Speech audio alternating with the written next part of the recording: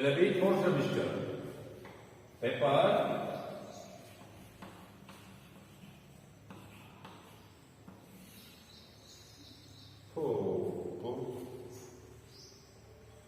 6 क्या है? Labour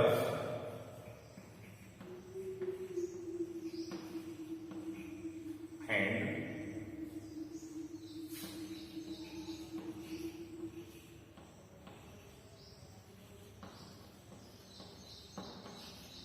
industrial law. Labour and industrial law.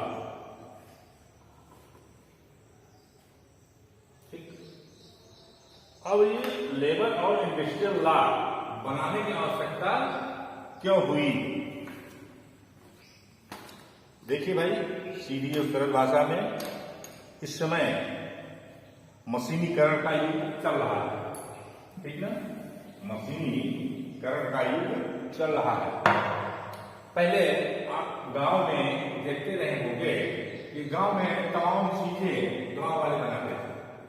जैसे एक उदाहरण में जिसमें आप चाय पीते हैं, वो कुल्हड़ मिट्टी का होता था, ठीक? मिट्टी का कुल्हड़ आज भी गांव में बनता है, ठीक है ना? इसके पहले भी बनता था।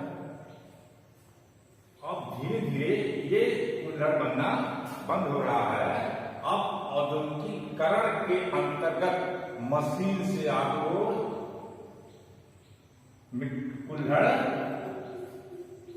फाइबर के, पेपर्स के मिले, मार्केट में मिल रहे।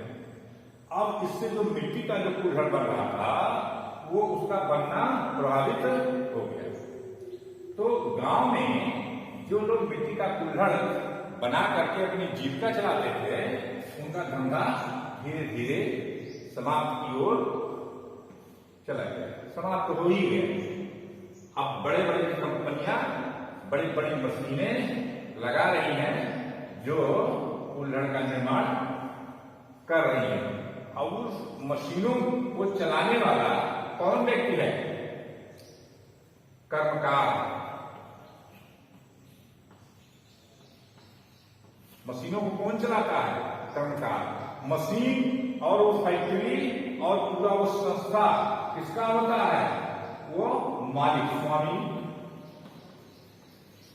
का होता है। स्वामी और कर्मकार। पैसा कौन लगाता है? स्वामी लगाता है। मशीनों का संचालन कौन करता है? कर्मकार करता है। और कर्मकार कहां से आते हैं? गांव से आते हैं। गांव से आते हैं और गांव के व्यक्ति उतना पढ़े लिखे नहीं होते, उतने जानकार नहीं होते, इतने अपने अधिकारों और दायित्वों का उतना उनमें बोध नहीं होता है। इसलिए जब ये मशीनीकरण युग शुरू हो गया तो गांव से लोग पलायन करने लगे। गांव के धंधे और रोजगार प्रभावित हो गए।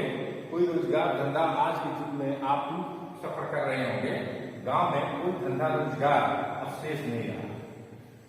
यहां तक कि एक डेयरी जो दूध का व्यवसाय करती है वो भी आप गांव के क्षेत्र में बहुत कम ही देखेंगे। उसको भी शहर के कोई निकट ही विकसित कर रहा है।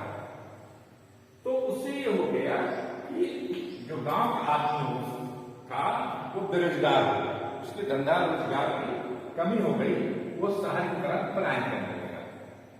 और शहर की तरफ जब पलायन करने लगा तो ये बड़े बड़े जो मनी वाले व्यक्ति हैं, जो धनाढ्य लोग हैं, ये इनको तुरंत अपने गिरफ्त में लिए और मशीन लगाए और मशीन में तमाम प्रोडक्शन करने लगे। और काम किससे लेने लगे? ये गांव के व्यक्ति से। उनको कर्मकार के रूप में रख करके और कार्य कराने लगे।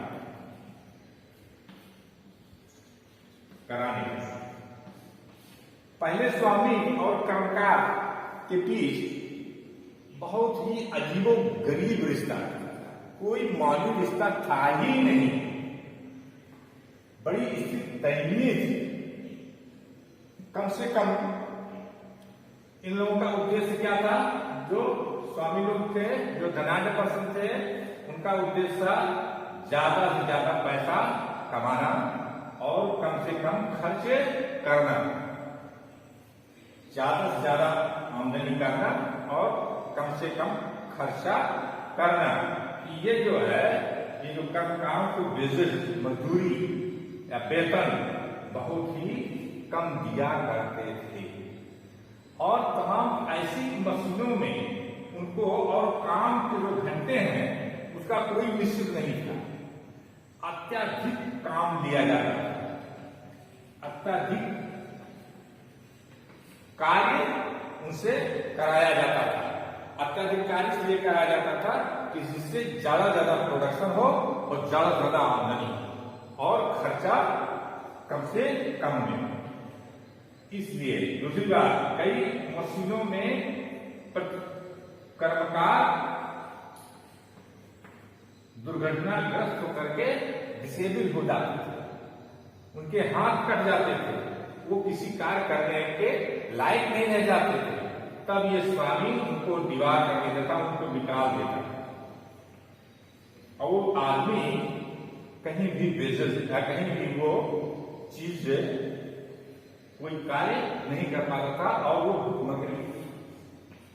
भूखमरी का शिकार हो जाता था और उसके बच्चे, पत्नी सभी जो है उसके शिकार हो जाते थे, कुपोषण के शिकार हो जाते थे। अरे कभी ये आई है कि इतना कम वेजेस दिए हैं कि स्त्री बच्चे सब उसी फैक्ट्री में ये तहत कार्य कराने लगे स्वामी लोग।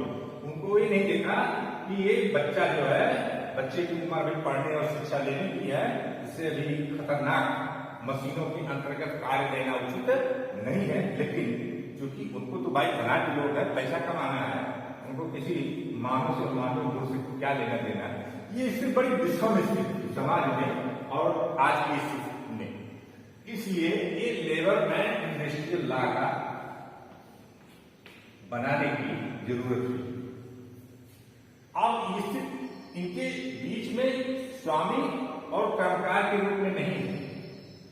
जैसे अब स्वामी जो है वो पैसा लगाता है और कर्मकार श्रम लगाता है, दोनों की सहभागिता से किसी चीज का उत्पादन होता है, अकेले संभव नहीं है।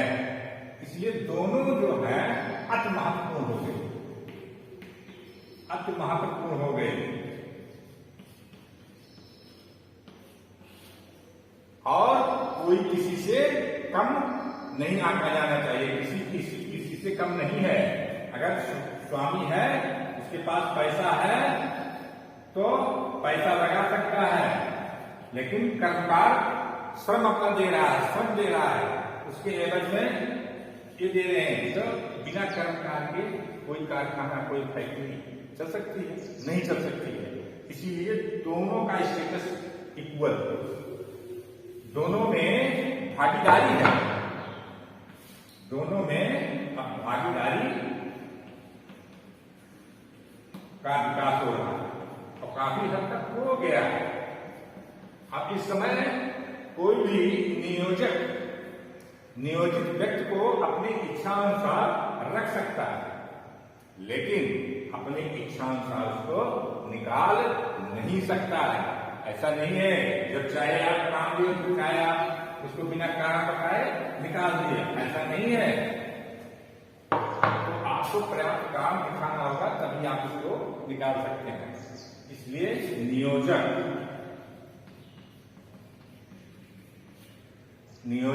और नियोजित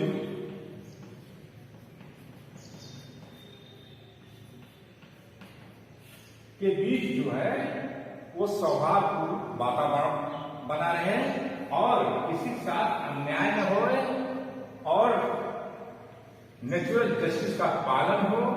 इन्हीं सबके साथ एक लेबर एंड इंडस्ट्रियल लॉ बनाने की जरूरत हुई।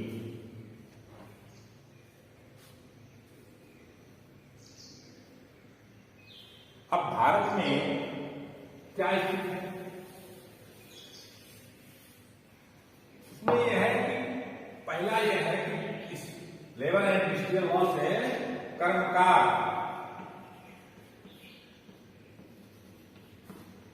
आत्म विश्वास बढ़ाने का कार्य किया, बढ़ाने का कार्य किया। कर्मकार छोटी पूंजी का आदमी होता है, निम्न हैसियत का आदमी होता है, ठीक। उसके आत्मविश्वास को बढ़ाने का कार्य किया है। ऐसा नहीं है कि आपको जब चाहे नियोजक रख ले और जब चाहे आपको निकाल दे, ऐसी स्थिति नहीं है। अब आप सिक्योर्ड हैं, सुरक्षित हैं, संरक्षित हैं, ऐसा नहीं है। आपके साथ अगर जाति होती है तो सक्षम कोर्ट में आप नियोजक के आगे सूट फाइल कर सकते और रिलीफ पा सकते। पहली स्थिति ये थी कि कोई भी कर्मकार किसी कारखाने में दुर्घटनाग्रस्त हो जाता था और पूरी तरह से अशक्त हो जाता था तो उसको मालिक प्रतिकर के रूप में कुछ नहीं देता था, उसको छोड़ देता था। लेकिन अब ऐसा नहीं है। अगर कार्य करते समय कोई कर्मकार दुर्घटनाग्रस्त होता है तो उसको यथोचित जो है प्रतिकर प्रदान किया जाएगा। उससे मालिक भाग नहीं सकता, उसको देना पड़ेगा।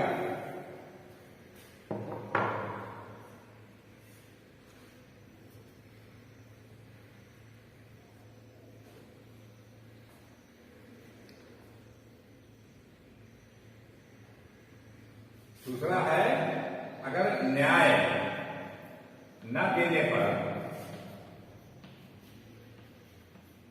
वो न्यायाधिकरण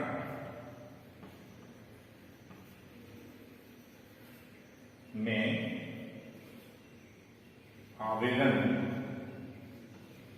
करके उचित जो है संतोष प्राप्त कर सकता है, ठीक ना। चलिए अब तीसरा क्या है उसके बारे में बताया जाता है।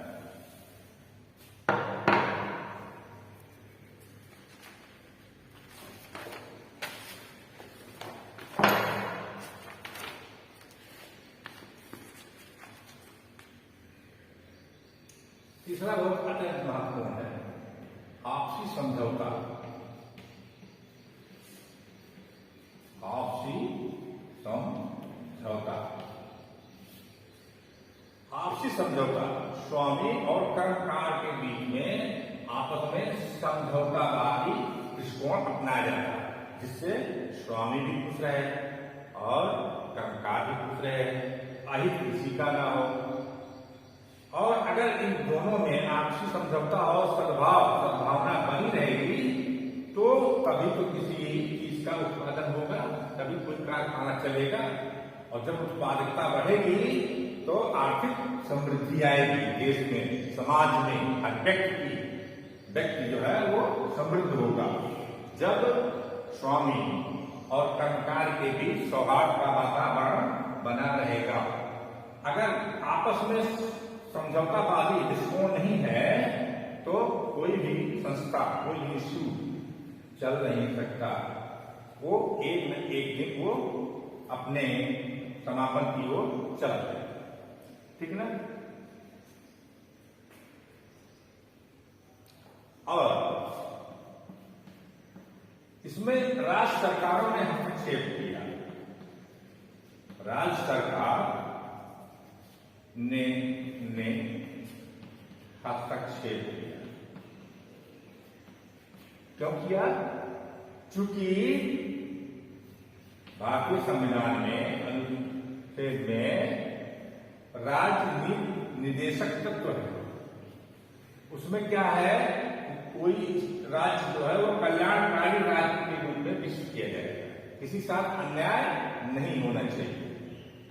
अगर कोई कर्मकार और स्वामी के बीच कोई स्थिति विषम है, उसमें राज्य सरकार जो है मध्यस्थता करके दोनों के बीच जो समस्या है का समाधान करती है और उचित हल प्रदान करती है, जिससे स्वामी भी खुश, कर्मकार भी खुश और सरकार बीच में आकर के इंटरफेयर करके कर देती है और किसी को जाति नहीं करने देती है। सबके अधिकार और दायित्व का वो डिटरमाइन कर देती है कि निर्धारित कर देती है किसके कौन अधिकार है और कौन से दायित्व हैं, कौन से अधिकार और दायित्व एक दूसरे को पालन करना है।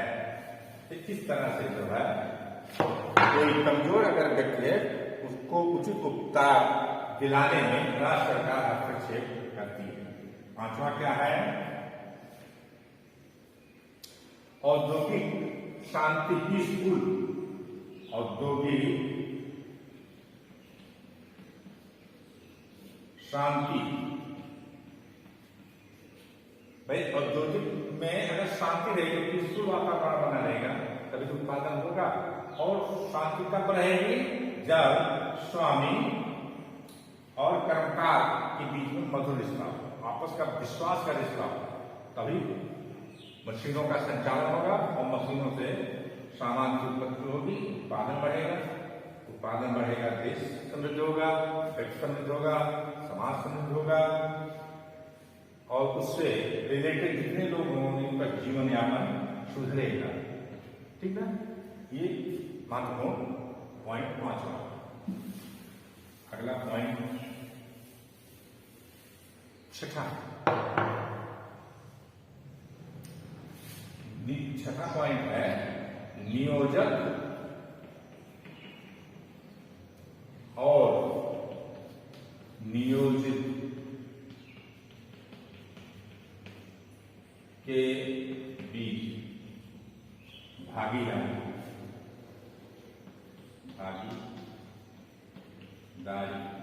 को बढ़ावा देना। क्या करेंगे? नियोजक और नियोजित में भागीदारी का बढ़ावा देंगे। ये सहभागिता है, हर आदमी महत्वपूर्ण नजर आएगा एक दूसरे से। हर व्यक्ति नियोजक और नियोजित दोनों महत्वपूर्ण है एक दूसरे के लिए, दोनों एक दूसरे के लिए पूरक हों। ये नहीं है एब्सोल्यूट अपनी ही चले, उसमें सबका योगदान हो। जैसे एक कलम का निर्माण होता है, उसमें जिसने पैसा लगाया उसका और जिसने उस कलम बनाने वाली मशीन का संचालन किया उसकी, दोनों की सहभागिता से क्या बना? कलम बना। इसमें किसका है? दोनों का रोल बराबर है और दोनों ही महत्वपूर्ण है। ये कलम का निर्माण नहीं बिना इसके भी नहीं हो सकता और बिना इसके, इसलिए आपस में भागीदारी को बढ़ावा देना ये राज्य सरकार का दायित्व कर्तव्य है।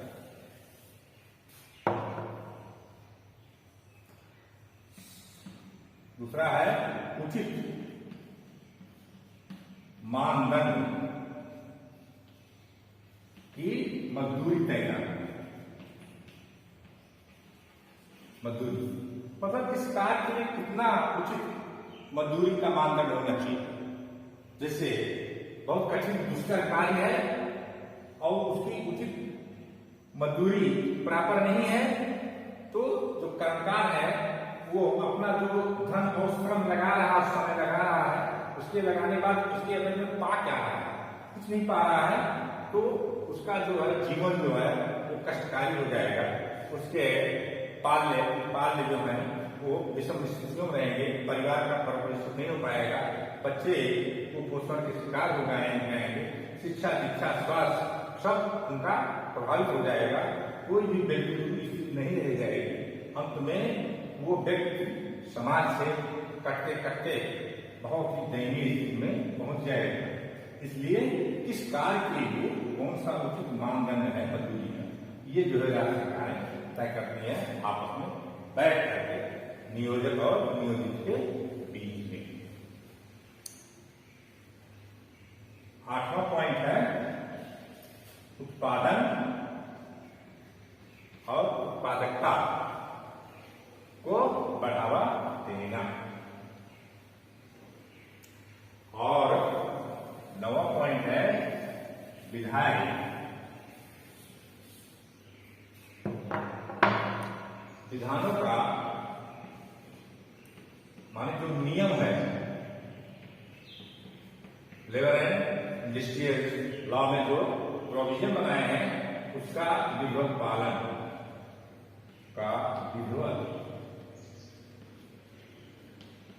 पालन होना चाहिए,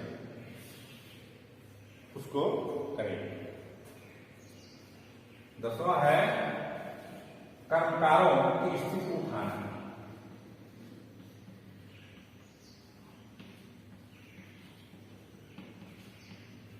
स्थिति को उठाना, ठीक, कर्मकारों की स्थिति को उठाना। और 11 है, लास्ट है त्रिपक्षीय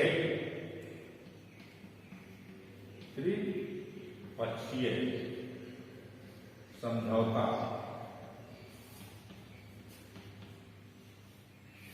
त्रिपक्षीय समझौता क्या है? नियोजक, नियोजित और बीच में सरकार। जैसे ये है सरकार, गवर्नमेंट, और ये क्या है?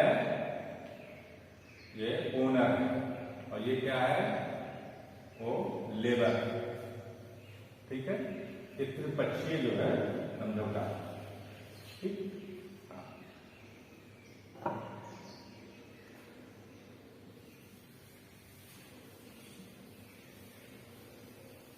अब औद्योगिकीकरण के कारण लाभ भी बहुत है। जो चीज मशीन से बनती है वो बहुत ही सुपर फाइन और बहुत ही टिकाऊ, बहुत ही दिखने में अच्छी लगती है। जैसे उदाहरण स्वरूप कुल्हड़ की बात देख लीजिए। मिट्टी का कुल्हड़ कितना वजन कितने रूप में होता है देखा है, और आपका एक कागज फाइबर का कुल्हड़ कितना हल्का और दिखने में सुंदर होता है। लेकिन इसी की ही वजह से गांव में जो व्यक्ति रोजगार परक था कुल्हड़ के माध्यम से कुल्हड़ बनाने को लेकर, उसका रोजगार चौपट। पहले बुराई औद्योगिकीकरण में किए, लोग गांव से शहर की ओर पलायन करते। अब गांव का व्यक्ति जो शहर में जाता है उसकी स्थिति तो बड़ी खराब रहती है, न उसके पास आवास है, न उसके पास प्रॉपर भोजन है, न कहीं कुछ नहीं है। और इसी चीज का नाजायज फायदा जो है स्वामी लोग उठाते हैं। इसी का नाजायज फायदा स्वामी लोग वहां उठाते हैं, धनाढ्य पुरुष उठाते हैं। वो फैक्ट्री में उनको ले लेते हैं और कम से कम बेसिस पर उनको रख लेते हैं। और परिणाम क्या होता है कि वह कम बेसिस की वजह से, आवासीय सुविधा न होने की वजह से नहीं देते हैं, और वो तमाम गंदी बस्तियों में रहते हैं, मलिन बस्तियों में रहने लगते हैं, जिससे उनका सामाजिक, आर्थिक, मानसिक सब पीड़न होता है और बहुत स्थिति उनकी गिरती चली जाती है। ये उदाहरण आपके समक्ष कई आए होंगे। गांव के लोग जब कहीं पर्दे पर नौकरी करने जाते हैं तो उनकी स्थिति ऐसी ही स्थिति होती है। कोई बिरले हैं जो भाग्यशाली हैं, अच्छी जगह पहुंच जाते हैं, अच्छी अर्निंग करने लगते हैं और बेटी हो जाते हैं। लेकिन 100 में 70% लोग जो स्थिति हमने बताया जो भी स्थिति में रहते हैं, 30% इन पकड़ अपने बुद्धि बल विवेक का प्रयोग करते हुए इस बेटू सिचुएशन में हो जाते हैं।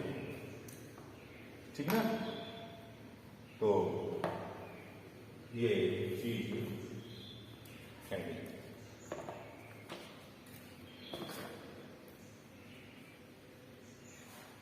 अब आज के गांव को क्या देख रहे हैं? कोई भी युवा विहीन गांव हो गया। जो भी नई पीढ़ी है, जिस भी कैटेगरी की है, जिस भी शिक्षा दीक्षा की है, जिस भी उम्र की है, वो शहर की ओर पलायन कर रही है। गांव जो है युवा विहीन हो गया है और युवा ही न्यूक्लियर पावर होती है किसी भी स्थान विशेष के लिए। कोई परिवार में अगर कोई युवा है तभी वहां के लिए वो शक्तिशाली है परिवार। परिवार में सभी अगर बुद्धे ही है तो परिवार समझो तो परिवार माना जाएगा। तो जो युवा है न्यूक्लियर पावर जो है गांव का वो शहर की तरफ चलाएंगे। अब गांव असहाय है, गांव की स्थिति क्या है?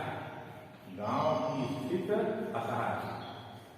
खेती फार्मिंग जो लोग कर रहे हैं वो शौकियन नहीं कर रहे हैं, मजबूरी में कर रहे हैं। और मजबूरी की वजह से वो आपस में एकजुट नहीं है, उनमें आपस में एकता नहीं है, वो अपनी डिमांड नहीं रख सकते। इसीलिए कितना भी श्रम करके किसान कोई अन्न चाहता है, उसका मूल्य निर्धारण उसके परिश्रम और लागत और समय के अनुसार बहुत ही कम पाया। जितना लागत लगाता है, जितना श्रम करता है, जितना समय गंवाता है उसके पक्ष में, उसके एवज में जो मूल्य है वो बहुत नगण्य है। इसीलिए गांव की स्थिति जो है दयनीय है। कोई भी परिवार अगर खेती किसानी से ही अटैच है तो उसकी स्थिति बहुत बेहतरीन नहीं है। वो अपने बच्चों को शिक्षा, चिकित्सा और तमाम चीजें वो मेंटेन नहीं कर पाता और समाज में उसकी स्थिति बहुत अच्छी बेहतरीन नहीं मानी जाती।